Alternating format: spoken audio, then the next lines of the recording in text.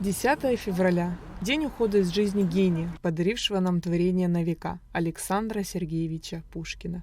Его труды проходят в школах, читают и заучивают наизусть. 10 февраля уже по сложившейся традиции в Сухуми организовывают пушкинские чтения, а проводит их представительство Россотрудничества совместно с учащимися второй столичной школы, носящей имя поэта.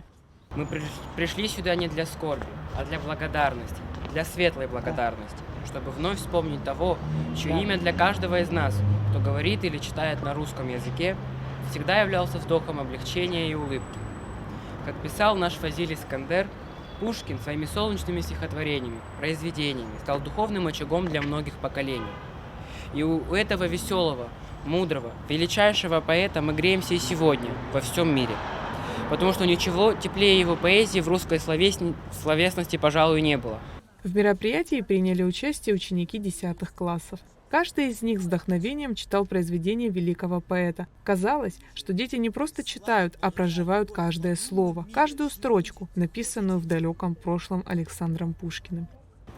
Я памятник воздвиг себе нерукотворный. К нему не зарастет народная тропа, вознесся выше он главою непокорной Александрийского столпа. И дорог нам твой образ благородный.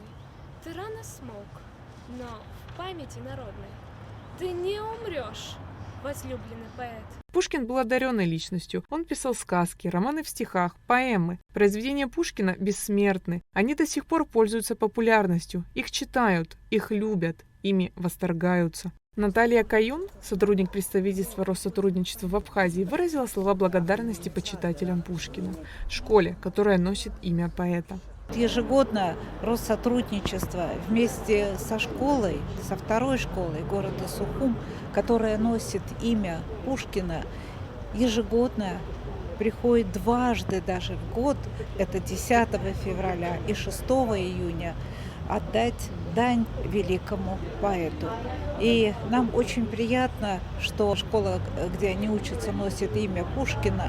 Они всегда, им даже не надо напоминать, они сами спрашивают: мы возложим цветы. И не только возлагают цветы, но и читают те стихи, которые проникают в душу и в сердце наших современников. Руслан и Людмила, Борис Годунов, Евгений Онегин. Таких произведений, которые у всех на слуху, написанных Александром Пушкиным, множество. Наталья Каюн отметила важность проведения такого рода мероприятий. Ведь они воспитывают молодежь, прививая им любовь к творчеству и истории. Именно на примерах, на традициях прошлого, на примерах тех, которые своим творчеством, своими открытиями способствуют развитию человека, это всегда очень важно.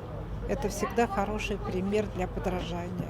Ежегодно 10 февраля в России отмечается День памяти Александра Пушкина. В этот день, в 1837 году, поэт ушел из жизни после ранения на дуэли с Жоржем Дантесом. Айлита Арутюнян, Эльдар Дамиров, Абхазское телевидение.